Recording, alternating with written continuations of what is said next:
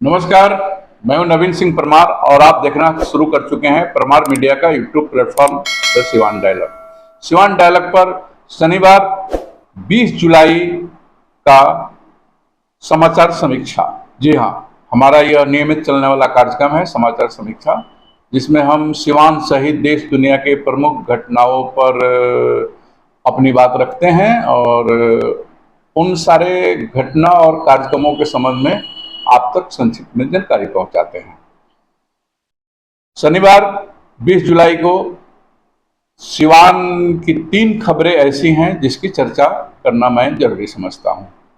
सबसे पहले हम बात करेंगे देवघर के रास्ते। जी हाँ, सुल्तानगंज से देवघर जाने वाले जो कंवरिया होते हैं, वो कंवरिया मार्ग जो है, जिस मार्ग से कंवरिया गुजरते हैं, उस मार्ग पर सुल्तानगंज और देवघर के बीच सुइया पहाड़ के नजदीक सिवान के प्रबुद्ध नागरिकों के द्वारा एक निःशुल्क सेवा शिविर का वहां व्यवस्था किया जाता है। यह शिविर सावन के प्रथम तिथि या कहिए कि आषाढ़ पूर्णिमा यानी गुरु पूर्णिमा से लेकर के पूरे सावन महीने तक यह निःशुल्क शिविर संचालित किया जाता है, जहां सुल्तानगंज से जल लेकर के देवघर जाने वाले सभी कंवरिया के लिए भोजन, चिकित्सा सहित अन्य सारी व्यवस्थाएं निःशुल्क की जाती है।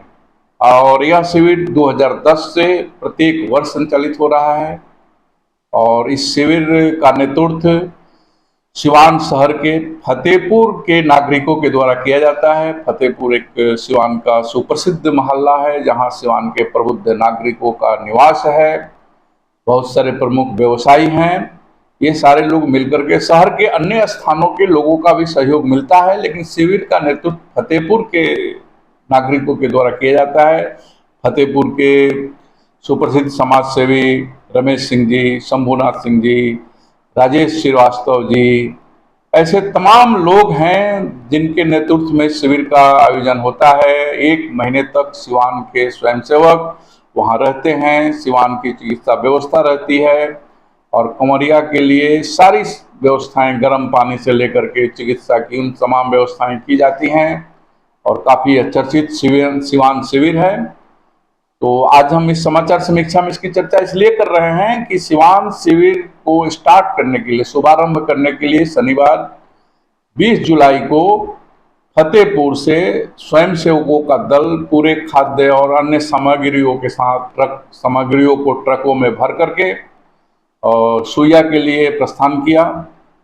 और जो जत्था यहाँ से सेवा शिविर के लिए जो जत्था सुइया पहाड़ के लिए निकला है, उसको विदा दरौंदा के विधायक जो फतेहपुर के ही निवासी हैं करणजीत सिंह और व्यास सिंह ने केसरिया झंडा दिखाकर किया और शिविर के लिए यहाँ से कार्यकर्ता प्रस्थान किए। राजेश श्रीवास्तव जी, शंभुनाथ सिंह वगैरह बहुत सारे कार्यकर्ता, कुछ लोग ट्रक के साथ सुइया के लिए प्रस्थान कर गए और कुछ लोग आने वाले दिनों में जाएंगे।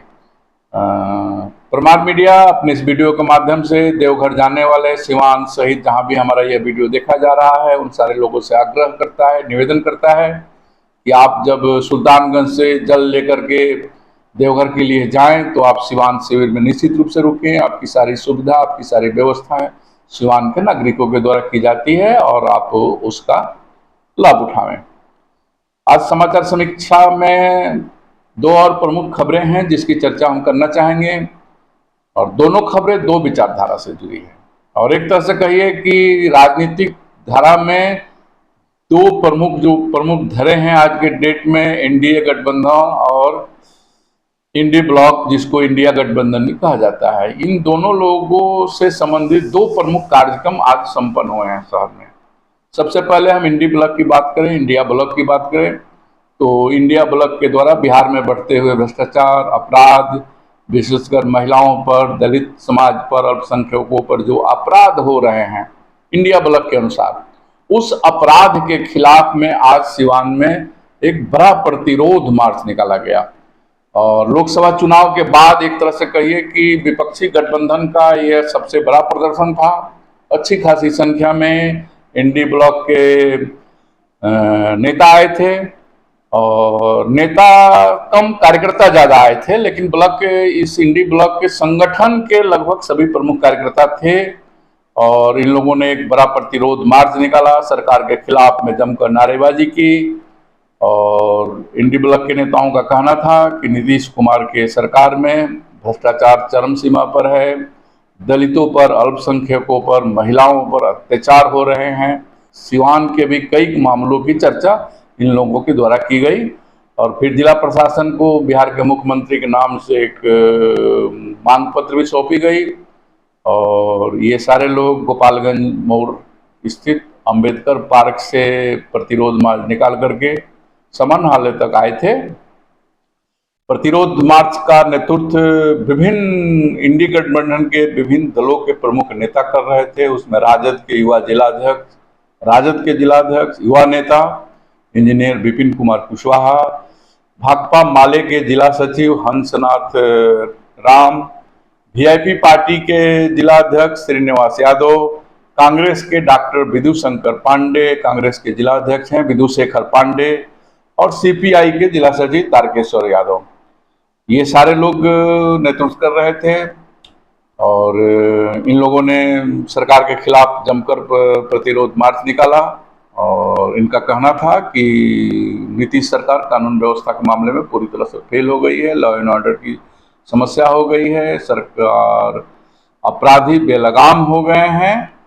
और इसके खिलाफ इंडी गठबंधन के द्वारा लगातार प्रदर्शन किया जाएगा। ये बात राजद के जिलाध्यक्ष विपिन कुशवाहा ने प्रमाण मीडिया से बात करते हुए कहा। कभी हम लोगों ने जिला मुख्यालय पर इसकी शुरुआत की है, आने वाले समय में सिवान जिले के सभी प्रखंडों में इस प्रकार के प्रतिरोध मार्च निकाले जाएंगे, उसमें इंडी गठबंधन के सभी नेता शामिल होंगे। अब हम एक और राजनीतिक कार्यक्रम की चर्चा करें। ऐसे तो ये कार्यक्रम मुख्य रूप से कोऑपरेटिव बैंक का था, लेकिन एनडीए गठबंधन के बहुत सारे नेता उसमें मौजूद थे। तो राजनीतिक हल्के में अगर इसकी चर्चा की जाए तो कहा जा सकता है कि एक ओर इंडी गठबंधन सड़क पर प्रतिरोध मार्च निकाल रहा था, तो दूसरी ओर शहर के एक विशालतम सभागार भगवान पैलेस में एनडीए के नेता ऑपरेटिव बैंक के एजीएम में इकट्ठा होकर के अपनी एकता का प्रदर्शन कर रहे थे। और इस सिवान सेंट्रल कोऑपरेटिव बैंक के इस वार्षिक आम सभा, वार्षिक साधारण सभा, जिसको एजीएम कहते हैं, प्रत्येक वर्ष ये आयोजित किया जाता है, वही अवसर था। एजीएम का आयोजन किया गया था।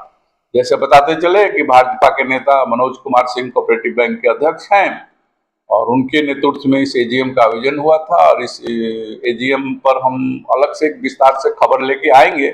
एजीएम में किन किन बातों की चर्चा हुई, कोऑपरेटिव बैंक की क्या उनकी वित्तीय स्थिति है, इन सारे बातों पर हम एक अलग से विशेष खबर लेके आएंगे। लेकिन आज हम इस एजीएम की संक्षिप्त चर्चा करते हुए आपको बताना चाहेंगे कि इस एजीएम में बिहार सरकार के मंत्री और बिहार भाजपा के कद्दावर नेता मंगल पांडे, सिवान के सांसद विजय लक्ष्मी कुशवाहा, दरौंदा के विधायक करणजीत सिंह और व्यास सिंह, गोरिया कोठी के विधायक देवेशकांत सिंह, जदयू के बड़े नेता रमेश सिंह कुशवाहा सहित एनडीए के बहुत सारे नेता इस एजीएम में शामिल हुए थे। आज बस इतना ही। आज इन प्रमुख 3 समाचारों की समीक्षा प्रस्तुत हम लोगों ने किया, और भविष्य में हम इसका विस्तार करेंगे और देश दुनिया की भी बातें आपके साथ शेयर करेंगे। आप जहां भी रहें स्वस्थ रहें, द सिवान डायलॉग देखते रहें। आपने अगर हमारे चैनल को सब्सक्राइब नहीं किया है तो सब्सक्राइब कर दें, बेल आइकन दबाना नहीं भूलें। इन्हीं शब्दों के साथ आज का यह वीडियो हम यहीं समाप्त करते हैं। जय भारत, जय सिया राम।